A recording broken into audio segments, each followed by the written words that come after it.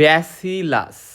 হ্যাঁ, তো ব্যাসিলাস যেটা, এটা মানে কি? এটা মানে কি আমরা ওই যে বলি যে আচ্ছা যে ব্যাসিলাই বা রড শেপ যে ব্যাকটেরিয়া, সেগুলা তো ব্যাসিলাসও আমরা সিঙ্গুলারে বলতে পারি ব্যাসিলাইকে।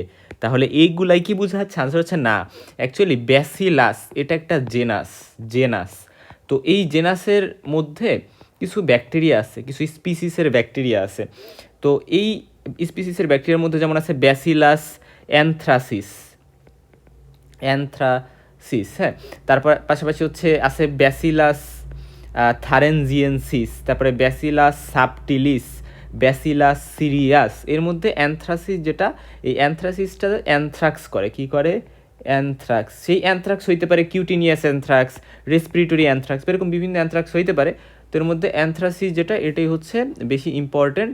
আর বাকিগুলা অতটা প্যাথোজেনিক না, অতটা বেশি ডিজিজ করতে পারে না। ওকে, দ্যাটস ফাইন। এখন এরা কিন্তু স্পোর ফর্মিং ব্যাকটেরিয়া।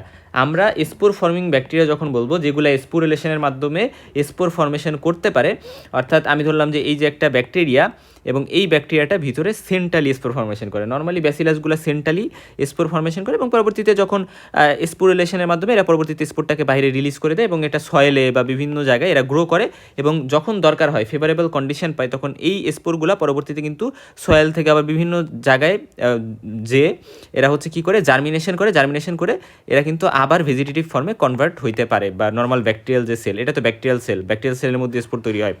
আচ্ছা, তাহলে স্পোর ফর্মিংয়ের মধ্যে আমরা দেখলাম ক্লোস্ট্রিডিয়াম যে জেনাসটা ছিল সেটা আছে, আর ব্যাসিলাস আছে। সো সেটা আর ব্যাসিলাস এই দুইটাই মিললে স্পোর ফর্মিং ব্যাকটেরিয়াস।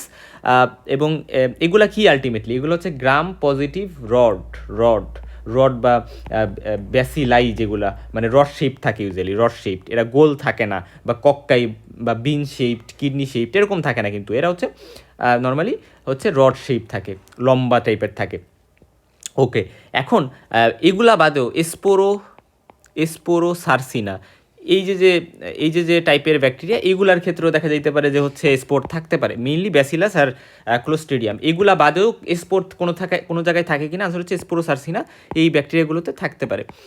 আচ্ছা, এখন আমরা যেখানে চলে যাব সেটা হচ্ছে যে এই ব্যাসিলাসের মধ্যে যা যা জানা দরকার, আমরা সব কিছু জানবো এক এক করে। এখন তার আগে বলি যে ব্যাসিলাস অ্যানথ্রাসিস আর সিরিয়াস মেইনলি ফুড পয়জনিং করতে পারে। হ্যাঁ, ফুড পয়জনিং করতে পারে। এটা অতটা মানে ডেঞ্জারাস না, বাট স্টিল এটা ফুড পয়জনিং যেহেতু করতে পারে, আমরা এটাকে প্যাথোজেনিকের মধ্যে ফেললাম। আর সাবটিলিস, এস্টিয়ারো থার্মোফিলিস, তারপরে থারেনজিয়েন্সিস, এরকম বিভিন্ন কিন্তু আরও স্পিসিস আছে যেগুলো নন প্যাথোজেনিক। তো অ্যানথ্রাসিস যেটা, ব্যাসিলাস অ্যানথ্রাসিস, এটা মেনলি অ্যানথ্রাক্স করে। অ্যানথ্রাক্স হইতে পারে কিউটিনিয়াস অথবা পালমোনারি অ্যানথ্রাক্স। তো কিউটিনিয়াস অ্যানথ্রাক্স হচ্ছে মেনলি যেটা হয় যে সয়েল থেকে স্পোরগুলা কোনো একটা উন্ডের মাধ্যমে ভিতরে ঢুকছে, এবং সেখানে এরা হচ্ছে গিয়ে বিভিন্ন টক্সিনের মাধ্যমে, হ্যাঁ, এক্সোটক্সিন রিলিজের মাধ্যমে। তো আমরা মনে রাখবো যে ব্যাসিলাস অ্যানথ্রাসিস মেইনলি 3 ধরনের এক্সোটক্সিন এরা রিলিজ করতে পারে, বা এক্সোটক্সিনের 3টা কম্পোনেন্ট আছে। 3 ধরনের এক্সোটক্সিন না, বিষয় হচ্ছে এরা যে এক্সোটক্সিন রিলিজ করে তার 3টা কম্পোনেন্ট থাকে। একটা হচ্ছে, দেখো, PAEF LF, এগুলা মানে কি? এল মানে হচ্ছে লিথাল ফ্যাক্টর, পি মানে ইএফ মানে হচ্ছে ইডিমা ফ্যাক্টর, আর পি মানে হচ্ছে প্রোটেক্টিভ ফ্যাক্টর। হ্যাঁ, আর এটা মানে ইডিমা ফ্যাক্টর, LF মানে হচ্ছে লিথাল ফ্যাক্টর। আচ্ছা, এখন দেখো যে জিনিসটা এখানে ইম্পর্টেন্ট সেটা হচ্ছে PA, এটা হচ্ছে মেনলি বাইন্ডিংয়ে হেল্প করে।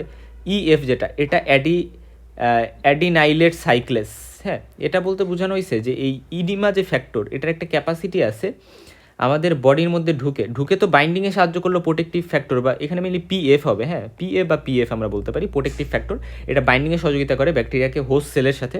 আমাদের বডিতে যখন ঢুকবে আমরা তো হোস্ট হিসেবে কাজ করি হোস্ট সেলের মধ্যে। ইডিমা ফ্যাক্টরটা যে কাজটা করে, এরা হচ্ছে আমাদের বডির এটিপিকে CAMP বা সাইক্লিক AMPতে কিন্তু কনভার্ট করতে পারে, এবং এই জায়গায় এরা হচ্ছে এই EF হেল্প করে। তো এবং এই হেল্প করার মাধ্যমে এরা কী করে, এরা হচ্ছে ভাস্কুলার পারমিয়েবিলিটি বাড়াই দেয়। ফলে দেখা যায় যে ব্লাড ভেসেল থেকে পানি হচ্ছে বাহিরে বের হয়ে আসে, এক্সট্রা সেলুলার স্পেসে চলে আসে, এবং ইডিমা হয়। আর লিথাল ফ্যাক্টর যেটা, এটা একটা প্রোটিয়াস, এরা প্রোটিনকে ব্রেকডাউন করতে পারে, এবং এরা নেক্রোসিস করতে পারে।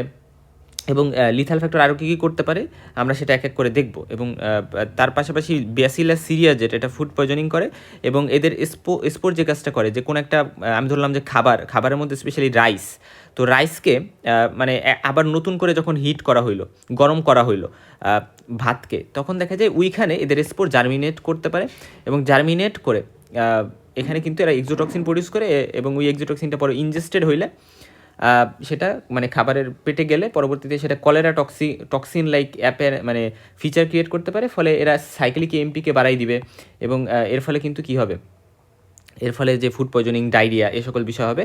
এবং এরা স্টাফাইলোকক্কাল যে এন্টেরোটক্সিন এগুলোর মতো এরা কাজ করবে, এবং এরা কিন্তু সুপার অ্যান্টিজেন হিসেবেই কাজ করে, এক্সাজিরেটেড ইমিউন রেসপন্স তৈরি করবে, অ্যান্টিজেন প্রেজেন্টিং সেল এদের লাগবে না, ডাইরেক্টলি টি সেলের সাথে বাইন্ড করবে, এবং এরা সুপার অ্যান্টিজেন হিসেবে কাজ করবে।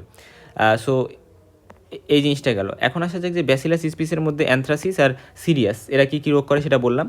আর মানে এগুলা হচ্ছে spore forming bacteria. So spore forming bacteria এগুলা নিয়ে কথা বলা হয়েছে। আমরা গত ভিডিওতে ক্লোস্ট্রিডিয়াম নিয়ে কথা বলছি। ক্লোস্ট্রিডিয়াম টিটানাস করে, বোটুলিজম করে, এটা এক ধরনের paralysis, ফ্লাসিড type of paralysis.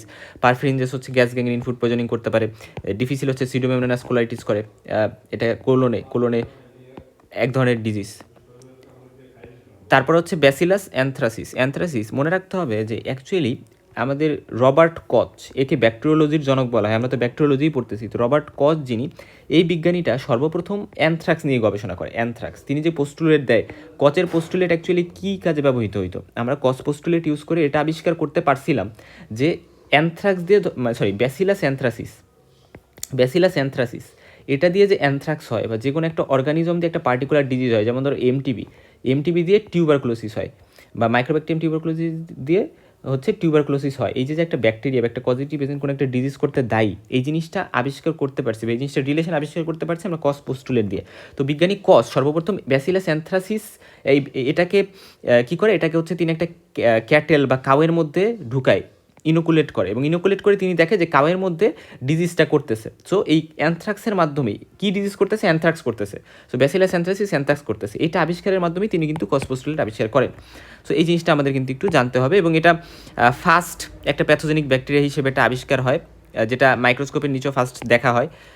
So এরপরে আমাদের আরও যেটা জানতে হবে যে অ্যাকচুয়ালি এই যে ব্যাসিলাস অ্যানথ্রাসিস এবং সাবটিলিস এটাই হচ্ছে ফর দ্য ফার্স্ট টাইম কচ এবং কন এই দুজন বিজ্ঞানী হচ্ছে জার্ম থিওরি অফ ডিজিজ, অর্থাৎ আগে যেমন এরকম চিন্তা করা হইতো যে স্পন্টেনিয়াসলি ডিজিজ হয়, হয়তোবা মানে একটা গজব টাইপের কারো মানে এটা হচ্ছে যে খারাপ কাজ করে তার ক্ষেত্রে ডিজিজ হবে, এরকম একটা চিন্তা ছিল। আমরা স্পন্টেনিয়াস কজেশন বলতাম যে আচ্ছা এমনি ডিজিজ হয়, কোনো কিছু দায়ী না। বাট পরবর্তীতে এই ব্যাসিলাস অ্যানথ্রাসিস বা ব্যাসিলাস সাবটিলিস এগুলা দ্বারা যে অ্যানথ্রাক্স হচ্ছে, সো এইগুলার মাধ্যমে আমরা হচ্ছে সর্বপ্রথম আইডিয়া পাই যে কোনো একটা জার্মের কারণেই কোনো একটা ডিজিজ হয়।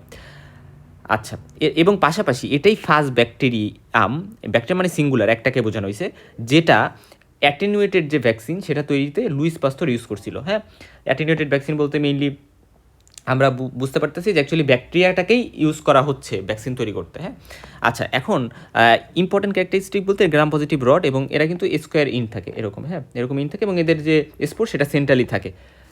এটা গেল। তারপর হচ্ছে এদের খুব ইম্পর্টেন্ট যে কথা, এই যে ব্যাকটেরিয়ার বাহিরে মানে এটা তো সেল মেমব্রেন, এটা সেল ওয়াল, তো এদের বাহিরে একটা গ্লাইকোক্যালিক্স লেয়ার বা ক্যাপসুল থাকে। তো নর্মালি আমরা যত ক্যাপসুল পড়ছি যে আচ্ছা ম্যানিঙ্গোকক্কাই, গনোকক্কাই, নিউমোকক্কাই এগুলো আমরা পড়ে আসছি। এটা হচ্ছে স্টেপ্টোকক্কাস নিউমোনি, এটা হচ্ছে নিসেরিয়া ম্যানিনজিটাইডিস, এটা হচ্ছে নিসেরিয়া গনোরি। তো এই যে এটা হচ্ছে গ্রাম পজিটিভ কক্কাই, এই দুটো হচ্ছে গ্রাম নেগেটিভ কক্কাই। তো এই যে কক্কাইগুলো ছিল এগুলোতে প্রত্যেকটাতে কী ছিল, প্রত্যেকটাতে না অ্যাকচুয়ালি নিসেরিয়া ম্যানিনজিটাইডিস আর নিউমোকক্কাল যেটা ছিল এগুলাতে কিন্তু আমরা দেখছিলাম যে একটা ক্যাপসুল ছিল বাহিরে, এবং সেই ক্যাপসুলটা কিন্তু ছিল পলিস্যাকারাইডের তৈরি, পলিস্যাকারাইড। বাট এখানে যে ক্যাপসুল থাকে সেটা কিন্তু পলিপেপটাইড। সো ব্যাসিলাস অ্যানথ্রাসিসের ক্যাপসুলই বা ব্যাসিলাসের যে ক্যাপসুলগুলো থাকে সেগুলোই শুধু পলিপেপটাইডের তৈরি বা প্রোটিনের তৈরি, বাকি সব ক্ষেত্রে আমরা পলিস্যাকারাইড বলবো, বাকি সব ক্ষেত্রে ক্যাপসুল পলিস্যাকারাইডের থাকে। এবং এখানে ডিগ্লুটামেট এটা দেওয়া হচ্ছে মেনলি ক্যাপসুলটা তৈরি হয়, এবং আদার যে ব্যাকটেরিয়াগুলো থাকে সেগুলোর ক্যাপসুল পলিস্যাকারাইড, এবং এরা নন মোটাইল, এদের কোনো ফ্লাজেলা থাকে না, এরা স্পোর ফর্মেশন করে, এবং স্পোর সাধারণত সেন্ট্রালি থাকে, এবং এরা অর্ডিনারি যে মিডিয়া আছে কালচার মিডিয়া সেখানে এরা গ্রো করে। এবং এক্সোটক্সিন যেগুলো থাকে এগুলো হচ্ছে মেনলি এটা তিনটা কম্পোনেন্ট থাকে বা তিনটা ফ্র্যাগমেন্ট বা খণ্ড থাকে আমরা বলতে পারি। একটা হচ্ছে প্রোটেক্টিভ ফ্যাক্টর, একটা ইডিমা ফ্যাক্টর, একটা লিথাল ফ্যাক্টর। তো প্রোটেক্টিভ ফ্যাক্টর যেটা, এটা মেনলি হচ্ছে এন্ট্রি হোস্ট সেলে যে এন্ট্রি করা ফ্র্যাগমেন্টগুলোর মানে এটা বাইন্ডিংয়ে হেল্প করে ফার্স্ট কথা, এবং আদার যে ফ্র্যাগমেন্টগুলো আছে যেমন ইডিমা ফ্যাক্টর, লিটাল ফ্যাক্টর, এগুলা হোস্ট সেলে এন্ট্রি করতে হেল্প করে। ফার্স্ট কথা প্রোটেক্টিভ ফ্যাক্টর, এরা ফার্স্টে বাইন্ড করতে হেল্প করলো হোস্ট সেলের সাথে। আমি ধরলাম এই যে একটা হোস্ট সেল, সো এই জায়গায় বাইন্ড করবে, হ্যাঁ, স্কিনের বা আমি ধরলাম লাংয়ের কোনো একটা হোস্ট সেল, সো সেই সেলের সাথে এরা ফার্স্টে বাইন্ড করতে হেল্প করবে, পাশাপাশি এই ইডিমা ফ্যাক্টর বা লিথাল ফ্যাক্টর এগুলোকেও যাতে ভিতরে ঢুকাইতে পারে সেই হেল্প করবে। এবং ইডিমা ফ্যাক্টরকে বলা হয় অ্যাক্টিভ ফ্র্যাগমেন্ট, এবং ইডিমা করতে এরা হেল্প করে, হ্যাঁ। ইডিমা মানে কি? ইডিমা মানে কি আমরা একটু পরে সেটা এক্সপ্লেন করবো। ইডিমা মানে তো কোনো একটা জায়গায় ফ্লুইড জমা হওয়া, স্পেশালি এক্সট্রাসেলুলার যে স্পেস, ওই জায়গায় যে ফ্লুইড জমা হয়, হ্যাঁ। মানে আমি সহজভাবে যদি বলি, এটা ধরো ব্লাড ভেসেল, তো ব্লাড ভেসেলের বাহিরে এখানে হচ্ছে এক্সট্রাসেলুলার স্পেস বা ইসিএফ। তো যেটা হয় ব্লাডের ভাস্কুলার পারমিয়াবিলিটি বেড়ে যাওয়ার কারণে এটা বাইরে চলে এসে ইসিএফে পানি জমে, এবং এখানে পানি জমে এখানে হচ্ছে সোয়েলিং করতে পারে, এবং যেটাকে আমরা বলতেছি হচ্ছে ইডিমা। এবং এটা হচ্ছে অ্যানথ্রাক্সের ক্ষেত্রে আমরা দেখবো যে লোকালি কিন্তু ইডিমা হইতে পারে। এবং কেন এটা হয়? কারণ হচ্ছে এই ইডিমা ফ্যাক্টরের একটা ক্যাপাসিটি আছে, এটা হচ্ছে সাইক্লিক এএমপি বেশি বেশি তৈরি করতে পারে এটিপি থেকে, এবং এই সাইক্লিক এএমপি তৈরির কারণেই মেনলি এই ঘটনাটা ঘটে। আচ্ছা, এবং লিথাল যে ফ্যাক্টর, এটা মেনলি সেল ডেথ করতে হেল্প করে, ঠিক আছে। এবং এই যে মেইনলি টক্সিন সিনথেসিস হইতেছে, এই যে টক্সিনের এই কম্পোনেন্টগুলো সিনথেসিস হইতেছে, এটা মেইনলি একটা ব্যাকটেরিয়ার মধ্যে আমরা জানি যে মানে ক্রোমোজোম থাকে, এবং ক্রোমোজোমের বাইরে একটা এক্সট্রা ক্রোমোজোমাল ডিএনএ থাকে, যেটাকে আমরা প্লাজমিড বলি। তো এই প্লাজমিডের মধ্যেই মেইনলি যেটা হয়, এই প্লাজমিডের কারণেই টক্সিনগুলো সিনথেসিস হয়। তো প্লাজমিড যদি না থাকে, বা প্লাজমিডের মধ্যে যদি পার্টিকুলার জিনটা না থাকে, তাহলে কিন্তু এরা অ্যাভেরুলেন্ট হয়ে যাবে, এরা আর এদের প্যাথোজেনিক থাকবে না। এবং ক্যাপসুলের কাজ হচ্ছে অ্যান্টিফ্যাগোসাইটিক অ্যাজ ইউজুয়াল। এরা হচ্ছে ব্যাকটেরিয়াটা যাতে ফ্যাগোসাইটোসিস না হয়ে যায়, বা সেটা সেই ফ্যাগোসাইটোসিস হইতে পারে ম্যাক্রোফেজ দ্বারা অথবা কমপ্লিমেন্ট দ্বারা, ঠিক আছে। কমপ্লিমেন্টের আমরা জানি যে হচ্ছে কমপ্লিমেন্ট দ্বারাও কিন্তু কমপ্লিমেন্ট মিডিয়েটেড ফ্যাগোসাইটোসিসও কিন্তু হতে পারে। সো এই ফ্যাগোসাইটোসিসগুলো, এটা বুঝতে হলে আমার ইমিউনোলজির যে লেকচার সিরিজ আছে সেটা দেখতে হবে। সো এইভাবে এরা ফ্যাগোসাইটোসিস যাতে না হয়, এই জন্য কমপ্লিমেন্ট কিন্তু হেল্প করে। এবং এরা পলিপেপটাইড ক্যাপসুল, এই কথাটা কিন্তু খুবই ইম্পর্ট্যান্ট। এরপর আসা যাক যে অ্যানথ্রাক্স কিন্তু একটা জুনোটিক ডিজিজ। কারণ কি? কারণ সাধারণত এরা ক্যাটেল বা শিপ এইগুলা থেকেই মানুষে কিন্তু আসে। সো ক্যাটেল বা শিপের থেকে মানুষে আসে যেহেতু, তাই এরা কিন্তু আমরা বলতে পারি জুনোটিক ডিজিজ, এনিম্যাল থেকে যখন মানুষে আসে। তো এটা হইতে পারে যে আইদার এরা মানে নন ইন্ডাস্ট্রিয়াল অথবা ইন্ডাস্ট্রিয়াল কেস হইতে পারে। নন ইন্ডাস্ট্রিয়াল বলতে যে অ্যানিমাল বা মানে দেখা গেছে যে অ্যানিমালের এক্সপোজারের কারণে অ্যানিমাল থেকে ডাইরেক্টলি ছড়াইছে পারসনে, অথবা অ্যানিমাল মিট খাওয়া হয়েছে, কাউ বা কাউয়ের মিট খাওয়া হয়েছে, সো তখন ওই মিট থেকেও এরা হইতে পারে। অথবা ইন্ডাস্ট্রিয়াল বলতে বোঝানো হয়েছে যে এরা হচ্ছে হাইডস বলতে যে চামড়া থাকে না, চামড়া, তো এই চামড়া থেকে বা হচ্ছে মানে ওই অ্যানিমালের বা হেয়ার চুল থেকে, ব্রিস্টেল উল, সেগুলো বলতে মেইনলি লোমকে বোঝাচ্ছে। ওই অ্যানিমালের লোম যেগুলো আছে, ওই লোমগুলা থেকেও কিন্তু এগুলা ছড়াইতে পারে। তো এটা কী রকম হইতে পারে? অ্যানথ্রাক্স, ব্যাসিলাস অ্যানথ্রাসিস দ্বারা তো অ্যানথ্রাক্স হবে, কী হবে? অ্যানথ্রাক্স। তো এই অ্যানথ্রাক্স যে হয়, এই অ্যানথ্রাক্সে কিউটিনিয়াস হইতে পারে, মানে এরা কিউটিনিয়াসলি হইতে পারে, মানে কোনো এক জায়গায় ট্রমা হয়েছে, কেটে গেছে, মানে ইনজুরি হয়েছে স্ক্রিনে, এবং সেখানে স্পোরগুলো ঢুকছে অ্যানিমাল প্রোডাক্ট থেকে বা অ্যানিমাল থেকে। এবং অ্যানিমাল প্রোডাক্ট বলতে ওই যে আগেই বলে আসছি যে চামড়া বা লোম এগুলা, হ্যাঁ, এগুলোর মাধ্যমে ঢুকছে, এবং ওখানে স্পোর ঢুকে এটা ডিজিজটা করতে পারে, অথবা ইনহ্যালেশন রুটে ঢুকে যে পালমোনারি যে অ্যানথ্রাক্স সেটা করতে পারে। এক্ষেত্রে ইনহ্যালেশনের মাধ্যমে স্পোর ইনহ্যালেশন হয় রেসপিরেটরি রুটে, এবং এভাবে পালমোনারি অ্যানথ্রাক্স হয়। এবং ইনজেকশনের ফলে যেটা হয় গ্যাস্ট্রোইন্টেস্টিনাল অ্যানথ্রাক্স, ওই যে স্পেশালি যেটা হয় যে কন্টামিনেটেড মিট খাইলে, কন্টামিনেটেড যে মিট আছে সেটার মাধ্যমে স্পোর কিন্তু ইনজেকশনের মাধ্যমে ঢুকতে পারে। এবং মনে রাখতে হবে যে ইনহেলেশন যে অ্যানথ্রাক্স, এটা কিন্তু পার্সন টু পার্সন কমিউনিকেবল না, একজন পার্সন থেকে অন্য পার্সনে ছড়াবে না, এটা অ্যানিমাল থেকে কিন্তু ছড়াবে। একজন পার্সন যতটা ইনফেক্টেডই হোক না কেন, এরা কিন্তু অ্যানিমাল থেকে একজন পার্সন থেকে আরেকজন পার্সন স্পোর ছড়াবে না। স্পোর ছড়াইতে হলে অবশ্যই অ্যানিমালের যে এক্সপোজার সেটা আসতে হবে। আচ্ছা, এবং এখানে প্যাথোজেনিসিসটা যদি একটু বলি যে আচ্ছা কিউটিনিয়াস যে অ্যানথ্রাক্স সেটা কীভাবে হয়? কিউটিনিয়াস অ্যানথ্রাক্স মানে অবশ্যই স্কিনের অ্যাসোসিয়েশন থাকবে, যে স্কিনে কোনো এক জায়গায় ইঞ্জুরি হয়েছে এবং সেই জায়গায় অ্যাব্রেডেড হয়েছে, বা স্কিনের মানে নর্মাল যে কন্টিনিউটি সেটা একটু লস্ট হয়েছে, কাট হয়েছে। এখানে কি হয়েছে? এখানে হচ্ছে লেশনে ওইখানে হচ্ছে স্পোর ঢুকছে, কিসের স্পোর? ওই যে ব্যাসিলাস অ্যানথ্রাসিসের। সো সেগুলো ঢুকে পরবর্তীতে সেখানে এরা কী শুরু করবে? ওইগুলা কিন্তু টক্সিনের এক্সোটক্সিন রিলিজের মাধ্যমে সেখানে লেশন তৈরি করা শুরু করবে, সেখানে একটা প্যাপিউল হবে। ইনফেকশনের 2 থেকে 5 দিন পরেই প্যাপিউল মানে কি? প্যাপিউল মানে হচ্ছে স্কিন, ধরো এই যে স্কিন নর্মালি, তো স্কিনের উপরে এখানে একটা আমি ধরলাম একটা লেশন তৈরি হলো, এবং এই লেশনটা আমি যখন হাত দিতেছি লেশনের উপর দেখতেছি এটা একটু উঁচু উঁচু, এটাকে বলি প্যাপিউল। আর ম্যাকিউল মানে হচ্ছে সেটা উঁচু না, নিচুই, মানে স্কিনের মতো সেম লেভেলেই আছে, কোনো উঁচু কিছু হয় নাই। তো আর সো প্যাপিউল মানে একটু উঁচু উঁচু হয়েছে, তো এটা 2 থেকে 5 দিনের মধ্যে হবে। তারপরে এই এই যে লেশনটা হয়েছে, এই লেশনের আশেপাশে একটু ফুলে যাবে, ইডিমা হবে, ওই যে ইডিমা ফ্যাক্টর এর কারণে, এবং ইডিমা হবে ইনফ্লামেশনের কারণে, ইরিদিমা বা লাল লাল কালার হয়ে যাবে। এবং পাশাপাশি এটা কিন্তু একটা ভেসিকল ফর্মেশন করতে পারে 1 থেকে 3 সেন্টিমিটার ডায়ামিটারে আরও 2 থেকে 3 দিনের মধ্যে, হ্যাঁ। তো দেখা যায় ভেসিকল মানে হচ্ছে সেটা ফ্লুইড, এখানে ফ্লুইড ফিল্ড থাকবে, হ্যাঁ। এবং ভেসিকলে ফ্লুইড যেটা থাকবে ওইটা ব্ল্যাক হয়ে যায়, এখানে হেমোরেজের কারণে ইন্টারনালি হেমোরেজ হবে, এবং লেশনটা ফাইনালি এখানে আলসারেট করবে, আলসার হবে লেশনে, এবং এখানে ব্ল্যাক একটা এসচার ফর্মেশন হয়, হ্যাঁ। সো এসচারটা আমি যদি একটু দেখাই ছবিটা, এই দেখো, এই যে দেখছো স্কিনের উপর এখানে একটা ব্ল্যাক এসচার বা একটা লেশন ফর্মেশন, এবং এটা পরবর্তীতে শক্ত হয়ে যায়, ক্রাস্টিং। আমাদের বডিতে যখন কোনো জায়গায় ঘা হয়, ঘা হওয়ার পরে যখন সেটা সেরে যায় বা আমরা আলটিমেটলি দেখি কিন্তু সেটা একটু শক্ত শক্ত হয়ে যায়, সলিডিফাই বা কঠিন টাফ হয়ে যায়। সো এটাও কিন্তু ওরকম এসচারটা টাফ হয়ে যায়, শক্ত হয়ে যায়, হ্যাঁ। এবং আলটিমেটলি এই যে আলসারেটিভ ব্ল্যাক যে লেশনটা আমরা দেখলাম একটু আগে, এটাকে আমরা ম্যালিগনেন্ট এটা মেইনলি পোস্টিউল হবে, হ্যাঁ, পোস্টিউল, ম্যালিগনেন্ট পোস্টিউল বলি। তো এটাকে কেন ম্যালিগনেন্ট পোস্টিউল বলা হয়? এটা কি কোনো ক্যান্সার বা ম্যালিগনেন্সি থাকে? ক্যান্সার হচ্ছে না, এটা কোনো ম্যালিগনেন্সি থাকে না, এবং এটা আলটিমেটলি এটা পোস্টিউলও থাকে না, বাট স্টিল আলটিমেটলি এটা শক্ত হয়ে যায়, ক্রাস্টেড হয়ে যায়, এবং আস্তে আস্তে হিল হয়ে যায়, বাট স্টিল এটাকে আমরা ম্যালিগনেন্ট বলতেছি। বাট এটা মানে এটা না কিন্তু, কারণ এটা জিজ্ঞেস করতে পারে ম্যালিগনেন্ট পাস্টিউল মানে কি এখানে ক্যান্সার আছে? আনসার হচ্ছে না, এখানে কোনো ক্যান্সার নাই।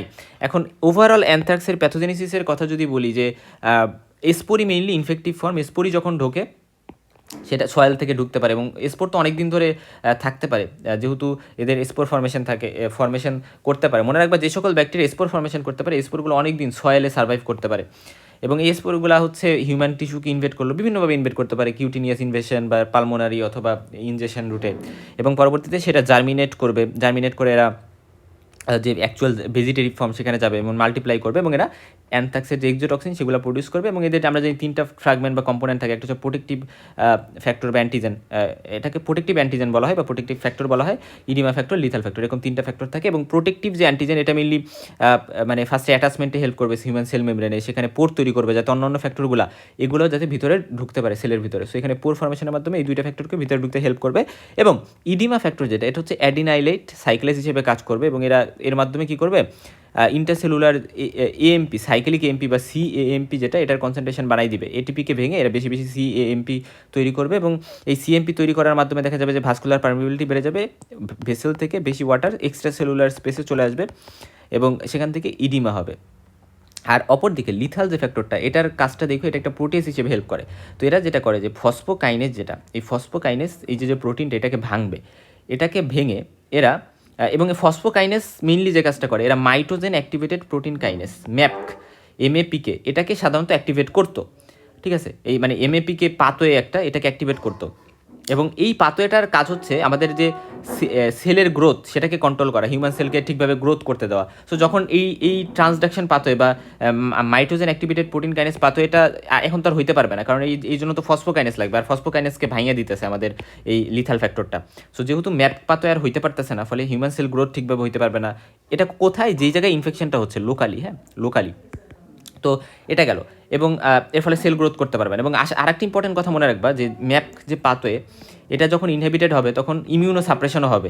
দেখা যাবে যে ইমিউন বিভিন্ন সেল, ধরো ম্যাক্রোফেজ বা ডেনড্রাইটিক সেল, এগুলাকেও দেখা যাবে এরা কিল করতে হেল্প করতেছে বা কিল করে ফেলতেছে। সো এরা এগুলাকেও কিল করে ফেলতেছে, ফলে ইমিউনিটি ঠিকভাবে হচ্ছে না। ইভেন সাইটোকাইন রিলিজও করতে দিবে না। সাইটোকাইন যদি রিলিজ না হয় এখানে ঠিক করে কিন্তু মানে এখানে যে ব্যাকটেরিয়াগুলো কিলিং প্রসেস এগুলো ঠিকভাবে হইতে পারবে না। সো এখানে অনেকগুলো বিষয় অ্যাসোসিয়েটেড আছে। So lethal factor, oedema factor, দুই দিকে গেল, এই জিনিসটা আমরা একটু দেখলাম। এখন আসলে কী ম্যানিফেস্টেশন প্রকাশ পাবে কিউটিনিয়াস যে অ্যানথ্রাক্স, সেখানে এটাকে আমরা বলতে পারি এখানে ম্যালিগনেন্ট একটা পোস্টিউল কিন্তু হয়, এবং এটা মেইনলি বেশি কমনলি ফাউন্ড হচ্ছে ফেসে, নেকে, হ্যান্ডে, আর্মে, ব্যাকে, এগুলা মেইনলি এই সকল জায়গায় পাওয়া যেতে পারে। এবং পেইনলেস আলসার থাকে, এবং ব্ল্যাক এসচার ফর্মেশন করে, এই যে এগুলো হচ্ছে পেইনলেস। সো এখানে ইম্পর্ট্যান্ট একটা কথা, এগুলোতে কিন্তু কোনো পেইন থাকে না, পেইনলেস আলসার। এবং এখানে ইডিমা থাকতে পারে, কনজেশন থাকতে পারে, এবং আরেকটা ইম্পর্ট্যান্ট কথা হচ্ছে যে এরা এমনি আবার সেরে যায়, এবং এরা কিন্তু সাধারণত লোকালাইজডে থাকে, অন্য কোথাও আবার ছড়াই গেছে এরকম না। এবং যারা আনট্রিটেড থাকে, যাদের ট্রিটমেন্ট দেওয়া হয় না, 10-20% কেসে এগুলো কিন্তু মানে সেপ্টিসেমিয়া বা মেনিনজাইটিস করতে পারে। সো ফ্যাটাল হইতে পারে, সেটা মারাত্মক হইতে পারে, বাট সাধারণত এরা এমনিতেই সেরে যায়। সেপ্টিসেমিয়া মানে এই ব্যাকটেরিয়াটা ব্লাডে চলে গেছে এবং ডিসিমিনেটেড হয়ে গেছে। আর মেনিনজাইটিস মানে মেনিনজাইটিসে ইনফ্লামেশন করছে।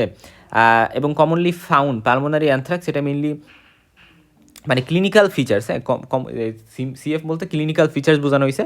এরা ফ্লু লাইক সিমটমস করতে পারে এবং ড্রাই কাফ করতে পারে, এবং এরা কী করতে পারে, সাবস্টার্নাল প্রেশার, অর্থাৎ আমাদের স্টার্নামের নিচে, বা আমরা বলতে পারি স্টার্নামের নিচে এরা প্রেশার ক্রিয়েট করতে পারে। এবং দেখা যায় যে চেস্ট এক্সরে, CXR বলতে চেস্ট এক্সরে বোঝায়। তো চেস্ট এক্সরেতে আমরা নিউমোনিয়া লাইক কিন্তু কোনো ফিচার্স কিন্তু এখানে পাবো না। এবং মিডিয়াস্টিনাল ওয়াইডেনিং পাওয়া যেতে পারে। এটা একটা ভালো ডায়াগনস্টিক ক্রাইটেরিয়া। মিডিয়াস্টিনাম তো আমরা চিনি, দুই লাঙের মাঝে স্পেস আমরা মিডিয়াস্টিনাম বলি। মিডিয়াস্টিনামের মধ্যে কিন্তু হার্ট থাকে। আচ্ছা, তো ওইখানে ওয়াইড একটা স্পেস পাওয়া যেতে পারে। এবং এরা হেমোরিজিক মিডিয়ানিটাইটিস বা bloody pleural effusion, septic shock, এই সকল দিকে কিন্তু প্রোগ্রেশন করতে পারে এই পালমোনারি অ্যানথ্রাক্স। এবং ফ্যাটালিটি রেট অনেক হাই। একবার যদি পালমোনারি অ্যানথ্রাক্স হয়, সেটা কিন্তু অনেক বেশি ফ্যাটাল। যাদের হয় তাদের মধ্যে মরার রেট অনেক বেশি, কেস ফ্যাটালিটি রেট বেশি। গ্যাস্ট্রোইন্টেস্টিনাল যে অ্যানথ্রাক্স, সেটা মেনলি রেয়ার, তেমন একটা হয় না। যদি মিট কন্টামিনেটেড থাকে স্পোর্ট দ্বারা, সেক্ষেত্রে হইতে পারে, এবং এক্ষেত্রে vomiting, abdominal pain, bloody diarrhoea হইতে পারে। তো এখানে ইম্পর্টেন্ট কথা হচ্ছে ব্লাডি ডায়রিয়া। আমরা স্টাফাইলোকক্কাল ফুড পয়জনিংয়ের কথা বলি, বা ক্লোস্ট্রিডিয়াম পারফিরিনজেস, যেটা ওই জায়গায় যে ফুড পয়জনিং ছিল, এগুলো সবই কিন্তু ওয়াটারি ডায়রিয়া করে, বাট এখানে আমরা দেখতেছি ব্লাডি ডায়রিয়া করে। এবং কেস ফ্যাটালিটি রেট এখানে কিন্তু ভেরি হাই। একবার যদি শান্ত হয় না, বাট যদি হয় তাহলে এখানে কিন্তু মরার হাই রেট খুবই বেশি। ম্যালিগন্যান্ট পোস্টুল, দেখো এখানে আলটিমেটলি বিষয়টা দাঁড়াইছে যে এটা কিন্তু একটা টিপিক্যাল লেশন। কিউটিনিয়াস অ্যানথ্রাক্সের ক্ষেত্রে স্কিনের উপরে যে ব্ল্যাক রিলেশনটা পাওয়া যাচ্ছে, তবে এটা পেইনলেস আলসার হয়। এবং এরা কিন্তু ম্যালিগন্যান্ট পোস্টুল বলা হয়, কিন্তু এখানে এদের একটা ক্যারেক্টারিস্টিক অ্যাপিয়ারেন্সের জন্য কিন্তু এরা কিন্তু ম্যালিগন্যান্টও না বা পোস্টুলেরও না। এখানে পোস্টুল আলটিমেটলি থাকে না, বা অনেক বেশি ফুলে আসে। এবং পোস্টুল বলতে কী বোঝায়? পোস্টুল বলতে বোঝায় সেখানে পাস থাকবে, পাস, ঠিক আছে, কিন্তু এখানে কিন্তু কোনো পাস থাকে না অ্যাকচুয়ালি, ঠিক আছে, বাট স্টিল আমরা বলতেছি পোস্টুলার। পাশাপাশি এখানে ম্যালিগনেন্টও না, এটা কিন্তু ক্যান্সারাস না, এমনি এমনি সেরে যেতে পারে। এবং ফেস, নেক, হ্যান্ডস, এই সকল জায়গায় কিন্তু ইউজুয়াল সাইটস বা এই জায়গায় হইতে পারে। এবং এরা স্লাইটলি পুরুরাইটিক হইতে পারে, চুলকানি থাকতে পারে কিছুটা। এবং পাশাপাশি দেখা যায় যে এমনি ছেড়ে যাবে, এবং এমনি আবার শুকাই যায়, এবং এটা পড়েও যায়। মানে এই যে লেশনটা ব্ল্যাক একটা এসচার ফর্মেশন হয়েছে, সেটা কিছুটা হালকা স্ক্যার রেখে 1 থেকে 2 সপ্তাহের মধ্যে আবার পড়ে যাবে, বা নষ্ট হয়ে যাবে, বা ডিসেপার হয়ে যাবে। কিউটিনিয়াস অ্যানথ্রাক্স আর পালমোনারি অ্যানথ্রাক্সের মধ্যে যদি একটু ডিফারেন্সিয়েট করি, এদের মধ্যে আলাদা আলাদা নাম কিন্তু আছে। যেমন কিউটিনিয়াস অ্যানথ্রাক্সকে আমরা হাইট পোর্টার ডিজিজও বলে থাকি, আবার পালমোনারি অ্যানথ্রাক্সকে উল শর্টার ডিজিজও বলা হয়।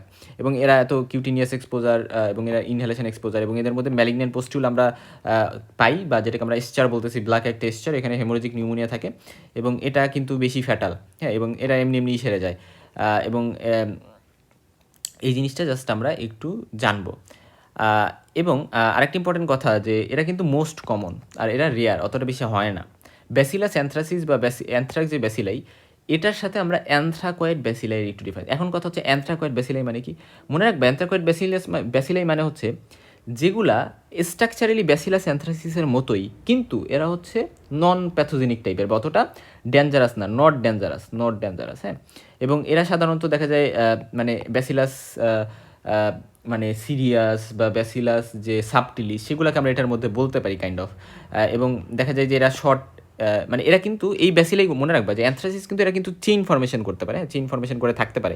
এদের একটা ব্যাসিলাসের একটা ক্যারেক্টারিস্টিক, ব্যাসিলাস অ্যানথ্রাসিস বা এগুলার। তো এরা হচ্ছে লং চেইন ফর্মেশন করতে পারে, শর্ট চেইন ফর্মেশন করতে পারে। এখানে ক্যাপসুল প্রেজেন্ট থাকে, এখানে আবার ক্যাপসুল প্রেজেন্ট থাকে না। এবং এখানে মেডুসা হেড নামে একটা কলোনি ক্রিয়েট করতে পারে এরা কালচারে, এবং এরা কিন্তু ওরকম কিছু গঠন করে না। সো এখানে এই মেডুসা হেড টার্মটা একটু মনে রাখতে পারো। এবং এরা হচ্ছে কোনো হেমোলাইসিস থাকে না, এবং 45 ডিগ্রিতে কোনো গ্রোথ হয় না। এদের হেমোলাইটিক কলোনি থাকতে পারে। এরা ইউজুয়ালি 45 ডিগ্রি সেন্টিগ্রেড তাপমাত্রাও গ্রো করতে পারে। এরা কোনো মানে স্যালিসিন, এটাকে এরা ফার্মেন্ট করতে পারে না, বা এরা ভাঙতে পারে না, বাট এরা কিন্তু ফার্মেন্ট করতে পারে। এবং গামা ফেজ বা ভিরুলেন্সের কথা যদি বলি, এরা ইউজুয়ালি প্যাথোজেনিক হয়, এবং এরা ইউজুয়ালি নন প্যাথোজেনিক হয়। এই টার্মটা জাস্ট মনে রাখো, এতটুকু মনে রাখলেই হচ্ছে। এখন ল্যাবরেটরি ডায়াগনোসিসের ক্ষেত্রে আমরা কী করব, যে আমরা অবশ্যই কালেকশন করব কিছু স্যাম্পলের মধ্যে পাস হইতে পারে, তারপরে ম্যালিগন্যান্ট পুস্টুলের ক্ষেত্রে আমরা ওখান থেকে ফ্লুইড বা ফ্লুইড কালেকশন করতে পারি, বা পাস যদি ক্রিয়েট হয় ওখানে পাসও কালেক্ট করতে পারি, এবং পালমোনারি অ্যানথ্রাক্সের ক্ষেত্রে আমরা স্পুটাম কালেক্ট করবো, এবং ইন্টেস্টিনাল অ্যানথ্রাক্স বা ওই যে জিআইটি রুটে যে ঢোকে ওই ক্ষেত্রে স্টুল কালেকশন করবো। সেপ্টিসিমে যদি হয়ে যায় তাহলে ব্লাড, আর যদি মেনিনজাইটিস হয় তাহলে সিএসএফ কালেক্ট করবো। তো আলটিমেটলি কালেক্ট করার পরে আমরা গ্রাম স্টেন করবো। গ্রাম স্টেন করে তো আমরা ultimately for sure gram positive rod পাবো, এবং সেক্ষেত্রে স্কোয়ার ইন থাকবে, ইনগুলা স্কোয়ার স্কোয়ার থাকবে এরকম। হ্যাঁ, আচ্ছা, ঠিক আছে। তো তারপরে হচ্ছে হ্যাঁ, স্পোর ফর্মেশন হবে যখন নিউট্রিয়েন্ট সাফিসিয়েন্ট না থাকবে, এই বিষয়গুলো তো গেল। তারপরে কালচার করবো, কালচার করতে পারি, এবং এরা মনে রাখবো এরা হচ্ছে অ্যারোবিক। হ্যাঁ, এরা সাধারণত অ্যারোবিক এবং নন ফাস্টিডিয়াস। নন ফাস্টিডিয়াস বলতে বোঝানো হয়েছে যে এদের অনেক বেশি নিউট্রিয়েন্টস কিন্তু গ্রো করতে লাগবে এরকম না, নর্মাল বা মিনিমাল নিউট্রিশন পাইলে এরা গ্রো করতে পারবে।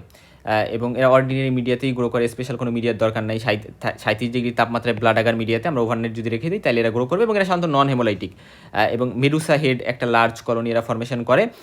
এবং পরবর্তীতে আমরা যদি মানে কালচারটাকে আবার মাইক্রোস্কোপের নিচে দেখি, গ্রাম পজিটিভ রড পাবো, স্কোয়ার ইন পাবো, ওই অ্যাজ ইউজুয়াল জিনিসগুলো পাবো। এবং কালচার করা যে গ্রোথ, সেখানে আমরা স্পোর পাওয়া যাইতে পারে, বাট সেক্ষেত্রে আমাদের অবশ্যই একটু স্পেশাল স্টেন করে নিতে হবে। হ্যাঁ, যেটাকে আমরা হট মেলাচাইট গ্রিন বা অ্যাশ বাই মেথড বলে থাকি। এই মেথডে আমরা কি করি, আমরা হচ্ছে যদি একটু স্টেন করে নিই তাহলে হচ্ছে আমরা এই কালচার করা যে গ্রোথ সেখানে কিন্তু স্পোর পাইতে পারি বা দেখতে পারি। পাশাপাশি 0.25 সালফিউরিক অ্যাসিড, মানে 0.25% সালফিউরিক অ্যাসিড দিয়ে স্টেন করলে আমরা মোটামুটি দেখতে পারবো, কারণ স্পোরগুলো হচ্ছে অ্যাসিড ফাস্ট হয়। হ্যাঁ, এই জিনিসটা ইম্পর্টেন্ট। আচ্ছা, এখন আসো যে মানে এটার স্পোরগুলো অ্যাসিড ফাস্ট হয়, এই জন্য আমরা কিন্তু 0.25% সালফিউরিক অ্যাসিড, কারণ আমরা দেখবো যে অ্যাসিড ফাস্ট মানে কি। অ্যাসিড ফাস্ট মানে হচ্ছে আমরা সালফিউরিক অ্যাসিড দিয়ে ইউজুয়ালি আমরা দেখবো যখন আমরা মাইক্রোব্যাকটেরিয়াম পড়বো, অ্যাসিড দিলে সাধারণত কী হয় যে ডিকালারাইজেশন হয়ে যায়। ডিকালারাইজার হিসেবে আমরা অ্যাসিড ইউজ করি। বাট যদি এমন হয় যে অ্যাসিড দিলেও ডিকালারাইজ হয় না, তাহলে যেগুলার অ্যাসিড দিলেও ডিকালারাইজ হয় না, প্রাইমারি স্টেনে রেখে দেয়, সেগুলোকে বলি অ্যাসিড ফাস্টনেস, মানে অ্যাসিড দিলেও কাজ করতেছে না।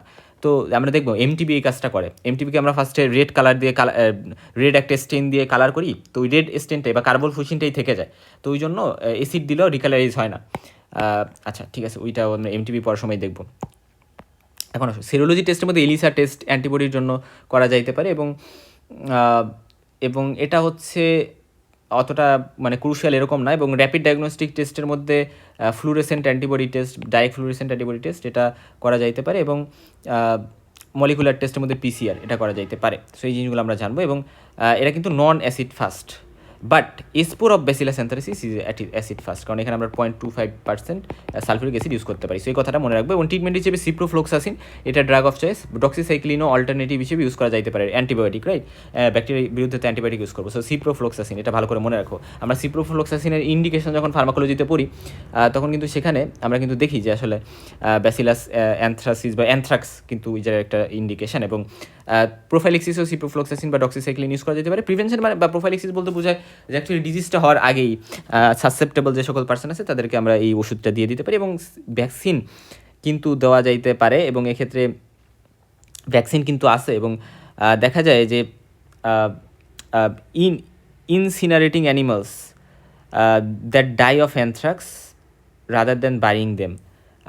তো এটা বলতে বোঝানো হয়েছে যে অ্যাকচুয়ালি আমি যাদের অ্যানথ্রাক্স আছে, অ্যানথ্রাক্সের কারণে যে সকল অ্যানিমাল মারা গেছে, ওই সকল অ্যানিমালকে আমি পোড়াইয়ে ফেলবো। এবং পোড়াই ফেললে মানে কবর দেওয়ার থেকে পোড়াই ফেলা বেটার, কারণ কবর দিলে ছয়ালে এদের যে স্পোরগুলো সেগুলো কিন্তু থেকে যেতে পারে। তো এই জন্য আমার কাজ হচ্ছে পোড়াই ফেলা ওই অ্যানিমালগুলোকে। আচ্ছা, এই জিনিসগুলা কিন্তু আমাদের জন্য ইম্পর্ট্যান্ট। এর ফলে ব্যাসিলাস সিরিয়াস নিয়ে কয়েকটা কথা বলি, যে অ্যাকচুয়ালি ব্যাসিলাস সিরিয়াস একটা মোটাইল। সো এরা কিন্তু ব্যাসিলাস অ্যানথ্রাক্সের মতো না, এবং এরা ক্যাপসুলেটেডও না, এই জিনিসটা ইম্পর্টেন্ট। এবং এরা ফুড পয়জনিং করতে পারে, এবং গ্যাস্ট্রোএন্টারাইটিস যেটাকে আমরা বলতেছি, ইন্টেস্টাইনাল ট্র্যাক্টে ঢুকবে। এবং রিহিটেড যে ফ্রাইড রাইস আবার নতুন করে হিট করা হয়েছে, সেগুলাই মেইনলি কালপ্রিট হিসেবে কাজ করে। এবং এরপর যখন মানে অনেক ঘন্টা ধরে ওয়ার্ম রাখা হয়, গরম রাখা হয়, রিহিট করা হয়, তখন সেটা জার্মিনেট করে এই স্পোরগুলো, এবং জার্মিনেট করে সেটা যখন ইনজেস্ট করা হয় অ্যান্টেরোটক্সিন রিলিজ করে। এবং এই অ্যান্টেরোটক্সিন যখন রিলিজ করা হয় তখন দেখা যায় যে এই টক্সিনগুলো আবার দুই ধরনের হতে পারে, একটা হচ্ছে ইমিটিক টক্সিন, একটা ডায়রিয়াল টক্সিন। ইমিটিক টক্সিন বলতে এটা মেনলি বমি করবে, প্রমিনেন্টলি বা বেশি বমি করবে, আর ডায়রিয়াল টক্সিন যেটা, এটা মেনলি ডায়রিয়া করবে, ঠিক আছে। তো কীভাবে করে, এই ইমিটিক টক্সিনটা সুপার অ্যান্টিজেন হিসেবে কাজ করে, এবং দেখা যায় যে এরা স্টাফাইলোকক্কাল এন্টেরোটক্সিনের মতো কাজ করে। স্টাফাইলোকক্কাল এন্টেরোটক্সিনের যে ডায়রিয়া মানে যে ফুড পয়জনিং হয়, সেখানেও কিন্তু অনেক বেশি ভমিটিং বা ইমিটিং হয়। ইমিটিং মানে বমি, তো ইমিসিস বা ওরাল রুটে সেটা বের হয়ে আসে। আর ডায়রিয়াল এন্টেরোটক্সিন যেটা, এটা হচ্ছে কলেরা টক্সিন লাইক থাকে, এবং এর ফলে দেখা যায় এরা হলো গিয়ে বেশি কিন্তু ডায়রিয়া হয়। এবং এক্ষেত্রে তারা যেটা হয় যে অ্যাডিনাইলেট সাইকেলেসকে অ্যাক্টিভেট করে, বেশি বেশি সিএমপি তৈরি হয়, এবং দেখা যায় যে কিন্তু মানে ইনক্রিজ কনসেন্ট্রেশন অফ সিএমপির কারণে বেশি বেশি ফিসিসের মাধ্যমে ডায়রিয়া হয়। আচ্ছা, সো ইমিটিক টাইপের থাকতে পারে, ডায়রিয়াল টাইপের থাকতে পারে, এটা আমরা বলছি। এখন আসা যাক যে ল্যাবরেটরি ডায়াগনোসিস ইউজুয়ালি করা হয় না, ট্রিটমেন্ট হচ্ছে সেলফ লিমিটিং, এমনি এমনি সেরে যাবে, এবং সিমটোমেটিক ট্রিটমেন্ট দিতে হবে, ওআরএস দিতে হবে, মানে ফ্লুইড থেরাপি দিতে হবে, যে পার্সেন্টটা যাতে ফ্লুইড কারণে ডিহাইড্রেশনে না চলে যায়, এবং কোনো স্পেসিফিক প্রিভেনশনও নাই। তবে রাইস অনেকক্ষণ ধরে গরম রাখা যাবে না, বা ওয়ার্ম অবস্থায় অনেক সময় ধরে কিন্তু রাখা যাবে না। তো ইমিটিক টাইপ আর ডায়রিয়াল টাইপের মধ্যে ডিফারেন্স এখানে বলা হয়েছে। সাধারণত ইমিটিক টাইপ দেখা যায় যে মানে ওই যে স্টাফাইলোকক্কাল টক্সিনের মতোই, যে আচ্ছা ফুড নেওয়ার পরে 4 ঘন্টার মধ্যেই দেখা যাইতে পারে যে শুরু হয়ে গেছে বমি। আর টক্সিনটা ইউজুয়ালি প্রিফর্ম থাকে, আর এবং ডায়েটে এটা ফর্মেশন হচ্ছে। আর এটা হলো গিয়ে কী হয় যে মানে প্রিফর্ম টক্সিনই যখন খাওয়া হয়েছে তখন এরকম হয়। আর ডায়রিয়াল টাইপের ক্ষেত্রে টক্সিনটা ইন্টেস্টাইনে যায় হচ্ছে সিক্রেটেড হয় ওই মানে ব্যাকটেরিয়া থেকে এক্সোটক্সিনটা, এবং এটা হচ্ছে স্টাফাইলোকক্কালের লাইক, এটা কলেরা লাইক। এটা সুপার অ্যান্টিজেন হিসেবে কাজ করে, এটা সুপার অ্যান্টিজেন হিসেবে কিন্তু কাজ করে না। সো আমরা অনেকগুলো সুপার অ্যান্টিজেনের নাম জানছি এই পর্যন্ত, টক্সিক, সিনড্রোম, টক্সিন থেকে শুরু করে আমরা কিন্তু অনেকগুলা জানছি। আমরা প্রত্যেকটা ভিডিওতে নতুন করে এক একটা করে জানতেছি। তারপর হচ্ছে এরা হিট স্ট্যাবল, অর্থাৎ হিটে এরা কিন্তু নষ্ট হয় না, বাট এরা হিটে নষ্ট হয়ে যাইতে পারে এই টক্সিনটা। এবং এরা মেনলি রাইস থেকেই কন্টামিনেটেড, ফ্রাইড রাইস থেকে এরা মেনলি ছড়ায়, এবং এরা মিট, ভেজিটেবলস, ড্রাইড যে বিনস আছে বা সিরিয়ালস, এগুলো থেকে ছড়াইতে পারে, এবং এখানে ভমিটিং মেনলি হয়, এখানে ডায়রিয়া মেনলি হয়।